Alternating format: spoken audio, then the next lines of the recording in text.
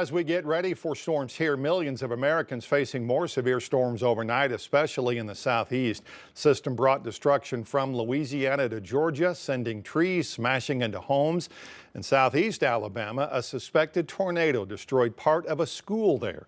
Skylar Henry has the latest. It was just before 1 o'clock when the suspected tornado slammed into Dothan Preparatory Academy in southeastern Alabama yesterday, where it ripped off parts of the roof, shocking students and their parents. I was scared. The wind was blowing so hard and like all this debris and stuff was flying at the same time. Nearly 1,500 students attend Dothan Prep. Parents of some of the kids inside of the school at the time of the storm say that some were in the gymnasium when they saw the lights begin to flicker and then part of the ceiling collapsed. I heard from my child texted me and said, "Mom, the gym roof is collapsing on us." We spoke with Jamie Albright, a mom of a 7th grade student at Dothan Prep. Her son says some of his classmates were screaming as the severe storm tore through. I assumed my child at this school would have been safe as well, but come to find out, he wasn't. So what's going through your mind right now? Very worried about what happens if it gets worse. What happens if there's another tornado? Will my child be safe? 5 students were treated for injuries, 2 of them taken to a hospital. And these storms wreaked havoc elsewhere across the southeast. West of Baton Rouge, Louisiana, a tornado with winds up to 120 miles an hour ripped the roof off of a house. And outside Atlanta, an 18-year-old woman narrowly escaped a severe storm that sent a massive tree crashing through her home. This is the only place we have, and now that it's gone. The National Weather Service will have officials here in the area later today to assess the strength of the storm. We also know that the school district says that it will be conducting an assessment of its own to determine the structural integrity of the school before students are allowed back inside. Skylar Henry, CBS News, Dothan, Alabama. Breaking right now, the Arkansas Senate rejecting a $750 million appropriations bill that would have funded part of that proposed Franklin County prison. Some lawmakers had expressed concerns over the project's total price tag. Coming up all new at 5, we're going to hear from lawmakers as they debated on the Senate floor and have reaction from the governor's office. New at 4, a federal judge striking down a new law in Arkansas that would require social media companies to verify the age of its users. The ruling today in Fayetteville says that if Act 689 had gone into effect, it would violate the First Amendment. NetChoice, it's a trade association made up of several online companies, including Meta and X, brought the lawsuit against Arkansas, arguing the law was unconstitutional. In his ruling, the judge says the protections afforded under the First Amendment also extend to social media. In Springdale, fire crews say nobody was injured after a vehicle fire this morning. It happened just today. It happened just after 1 this afternoon near East Robinson Avenue. Investigators say it began from a different fire, but then caught tires of that vehicle on fire. Right now, we're working to get more information after a crash in Fort Smith this morning. Police say a person was hit by a vehicle, resulting in life-threatening injuries. This happened on Towson Avenue at South Zero Street. These are only details that we have right now from police. Stay with us, of course, as we continue to learn more. On Capitol Hill, President Trump said to announce reciprocal tariffs tomorrow, calling April 2nd Liberation Day. Exact details, though, remain unclear, fueling uncertainty among consumers and business owners. At Ford's Fish Shack in Northern Virginia, owner Tony Stafford says right now 40% of his seafood comes from Canada. Says he fears new tariffs could impact his bottom line dramatically. The lack of clarity about this tariff rollout is making it difficult for business owners like Stafford to plan, but he says customers will likely see higher prices.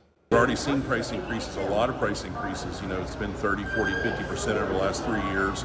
We're going to see that again, 20, 25, 30% to combat these tariffs. Reciprocal tariffs come on top of 25% tariffs set to take effect on Thursday on foreign vehicles and auto parts. White House has defended its policy, saying the new tariffs will raise revenue and spur business here at home. It is Election Day for voters in Oklahoma. The polls will be open until 7 o'clock tonight, and across the country, some closely watched special elections are underway in Florida and Wisconsin. As Christian Benavidez reports, voters in those states will weigh in on races being viewed as an early test for this new administration. Wisconsin voters headed to the polls Tuesday in a high-stakes state Supreme Court election that's drawn national attention, including from the president. It's a big race. I love Wisconsin. The election pitting conservative Brad Schimmel against liberal Susan Crawford is the most expensive judicial contest in U.S. history, with more than $90 million spent, including $20 million from Elon Musk and groups affiliated with him. What do you think of my hat? On Sunday, Musk was in the battleground state where he presented $1 million checks to two voters, part of his bid to drum up support for Schimmel in a race that will swing the court conservative or keep the balance liberal. Crawford has taken issue with Musk's involvement in the race. I think that Elon Musk is looking at this as kind of a test case because he's got business interests all over the country, and so he wants to have some influence and some access to the Wisconsin judiciary. Schimmel says Wisconsin's high court is not a place for activist judges. I'm running on the need to restore objectivity to the court, that judges shouldn't be making policy decisions at all. Some Floridians also headed to the polls Tuesday, where voters are choosing replacements for former Congressman Matt Gaetz and someone to succeed National Security Advisor Mike Waltz. President Trump handedly won both districts, but Democrat Josh Weil has outspent Republican Randy Fine in Florida's 6th, and Democrats are hoping to do better than expected there. Republicans are fighting to hang on to both seats and expand their razor-thin majority in the House. Christian Benavidez, CBS News, Orlando. Here at home, the League of Women Voters of Arkansas resubmitting a proposed constitutional amendment they say will reform the ballot initiative process in the state. Last month, Attorney General Tim Griffin rejected the proposed initiative, saying the ballot title was too vague. This proposed initiative would prohibit the General Assembly from amending a voter-approved constitutional amendment. It also looks to simplify the signature collection process and introduces new rules for referendums. League of Women Voters attorney David Couch says the proposed amendment is about protecting direct democracy in the state. The proposed amendment that we submitted to the Attorney General contains language in it that should be obvious, that, you know, this is our constitutional right in Arkansas to do the initiative and referendum. You know, the General Assembly just can't interfere with that right. It's really our free speech rights. If approved by the Attorney General, the group must begin the work of collecting more than 90,000 signatures. Construction cranes and coming soon signs becoming a common sight across Northwest Arkansas. As the area continues to grow, more visitors are coming to town. And as 5 News reporter Morgan Wrigley shows us, that brings a lot of new hotels to this area. Our content partners at Arkansas Business report just this year, Northwest Arkansas will see 9 new hotels opening, adding over 1,000 new rooms to the area, and that's just the beginning, with even more planned or under construction right now. A large number of those new hotels are popping up in Bentonville and Fayetteville.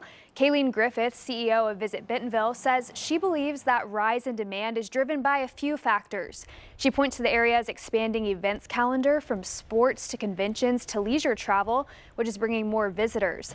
And when hotel occupancy is high, that brings even more development. She says one thing setting these new hotels apart is their location, many of them situated in downtown areas that are easy to explore on foot.